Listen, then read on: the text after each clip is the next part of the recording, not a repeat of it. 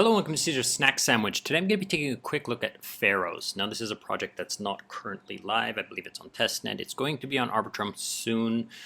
You can join their Discord, find out some more, dig a little bit deeper.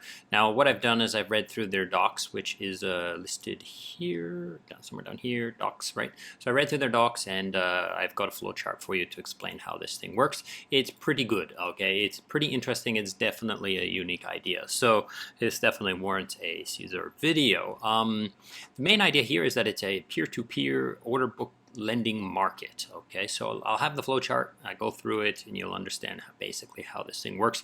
It's very, very, very customizable and very interesting. Okay, so let's swing over to the flowchart. If you would like to support the channel, I would suggest you to check out the secretsandwich.xyz. It's the Secret Sandwich NFT project. You can come here, you can mint an NFT, or you can come and check out your NFTs. Okay, so let's get back to it.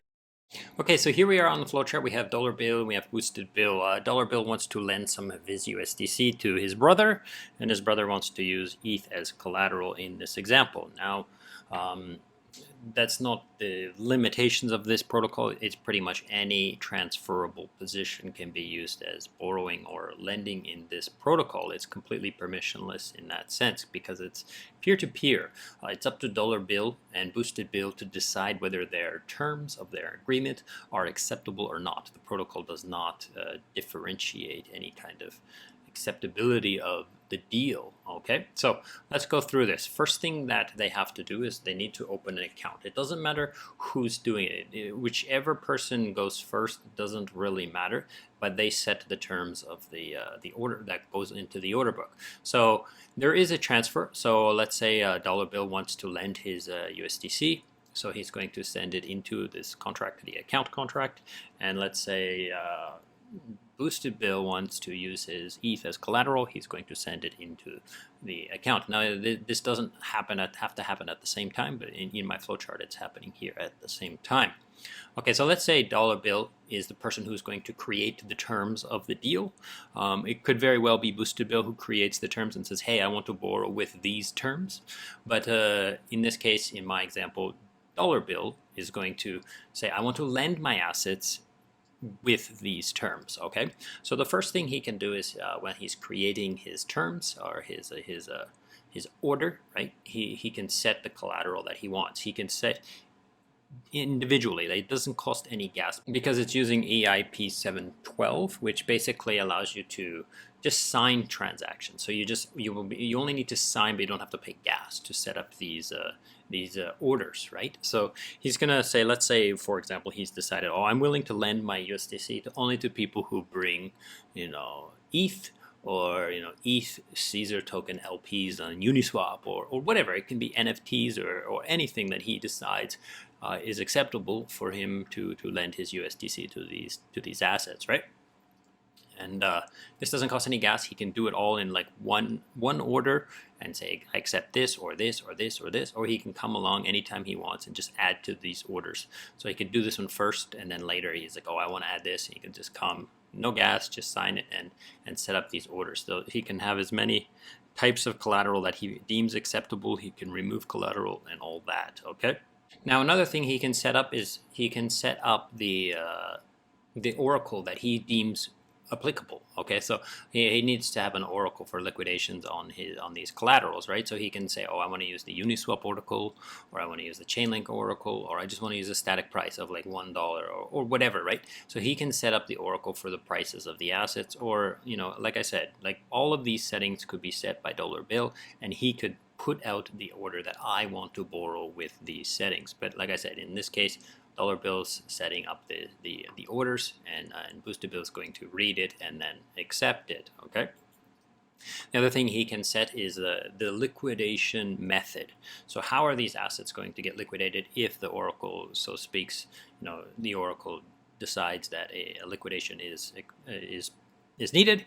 How are these going to be executed? And here are some of the examples of things that people could do. And they could say, oh, give me the collateral. So the collateral goes to Dollar Bill, or some fixed percentage of the collateral comes to me, or some sort of Dutch auction. I want to sell these for whoever wants to buy them, and then when they get sold, give me the USDC back. Okay, so any kind of like setup that he wants to decide what he thinks is the proper way to liquidate those assets in the event that a liquidation is needed. Okay.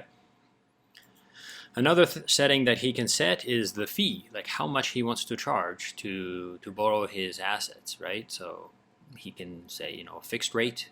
He can do some sort of utilization ratio. You know, as more and more of his assets get borrowed, his interest rate goes up, just like compound.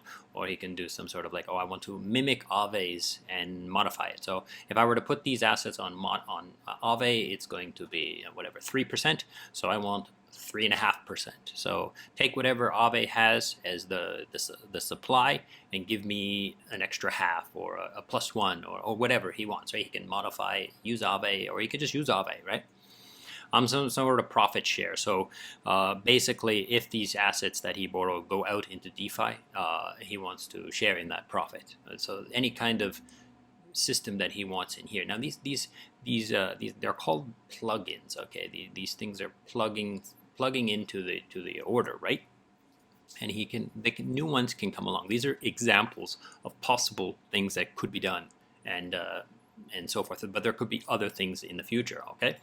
Now the other thing is some sort of leverage. Like he could design some sort of leverage. Oh, I'm willing to allow my assets to be sent as leverage and used in leverage. And like maybe he would say, oh, you can use it to buy ETH on Uniswap, or you can take my USDC and put it into Convex or Curve or even Beanstalk. You know, whatever he deems acceptable. Now keep in mind that these assets, the asset when it's borrowed with leverage, then the leverage plugin will retain custody of those assets in the leverage position, and in the event that liquidation needs to happen, it will pull back those assets and liquidate it and give him back his collateral based on the collateral that the liquidation method he has accepted. Okay, I hope this makes sense.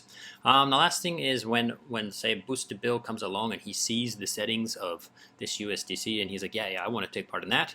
So then he's going to, you know, basically sign the transaction to open the order, so to accept the order, to finalize the order, and then all of the settings are deployed into a new contract and it's completely isolated.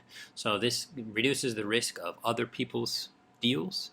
Other people's deals don't have any effect on the deal between these two brothers, and because there's a deployment of a contract here, Boostable will need to pay the gas to deploy those assets.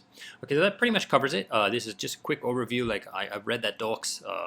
I hope this has been interesting and useful. I think this is pretty cool stuff. Like it's definitely new and interesting, and I've never seen anything quite so customizable as this. Okay, so thank you so much for watching, and goodbye.